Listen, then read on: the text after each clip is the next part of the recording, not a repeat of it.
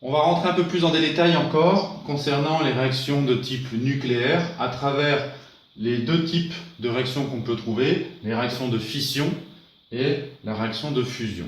J'ai pris comme exemple de fission celle qui est utilisée dans les centrales nucléaires actuellement pour produire de l'électricité, à savoir la fission de l'uranium-235. Je vous la traduis. Un noyau d'uranium-235 est percuté par un neutron, ça c'est la symbolique du neutron, pour donner quoi? Pour donner un noyau d'yttrium-94, plus un noyau d'iode-139, plus 3 neutrons, et tout ceci s'accompagne de l'émission d'un rayonnement gamma.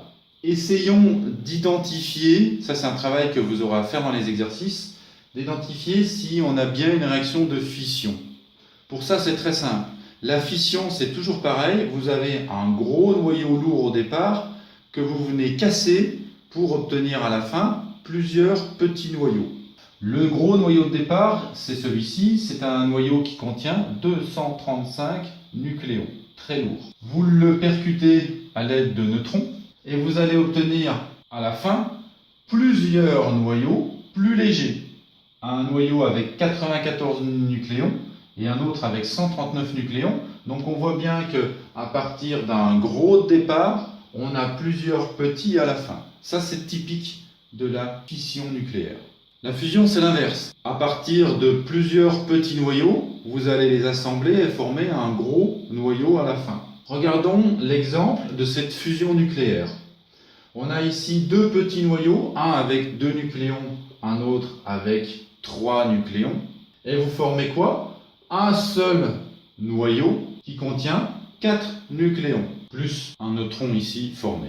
Typique de la fusion, à partir de plusieurs petits éléments légers, on obtient un élément plus lourd.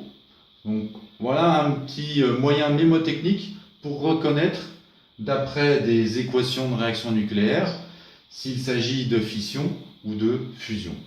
Ensuite, une particularité de ces réactions, à l'inverse de la réaction chimique où on a vu que les éléments chimiques entre les réactifs et les produits étaient conservés. Ici, au niveau des réactifs, on a par exemple de l'uranium, au niveau des produits, on n'a plus d'uranium. Donc dans une réaction nucléaire, les éléments chimiques ne se conservent pas. Il y a une loi qui s'appelle la loi de Soddy qui va nous permettre de comprendre que tout de même, il y a quand même un certain nombre de choses qui se conservent lors d'une réaction nucléaire.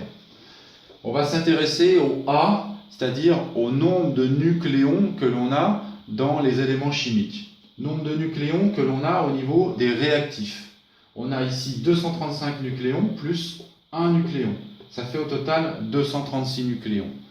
On s'aperçoit qu'au niveau des produits, on a 94 nucléons plus 139 nucléons plus 1 nucléon x 3, c'est-à-dire 236 nucléons. Donc le nombre de nucléons dans une réaction nucléaire se conserve. Idem au niveau du Z, du nombre de protons. 92 plus 0, 92. 39 plus 53 plus 0 x 3, 92. Conservation du nombre de protons du numéro atomique. Ça, c'est une règle générale que l'on va retrouver dans la réaction de fusion. Pour ce qui concerne le nombre de nucléons, 2 plus 3, 5. 4 plus 1, 5. Conservation du nombre de masses. Pour ce qui concerne les numéros atomiques, 1 plus 1, 2. 2 plus 0, 2. Donc, comme pour les réactions chimiques, il va falloir éventuellement y ajouter, je note ici en rouge, des coefficients stoichiométriques devant les éléments pour que mes réactions soient équilibrées. Pas au niveau des éléments chimiques, mais au niveau des nombres de masse et des numéros atomiques.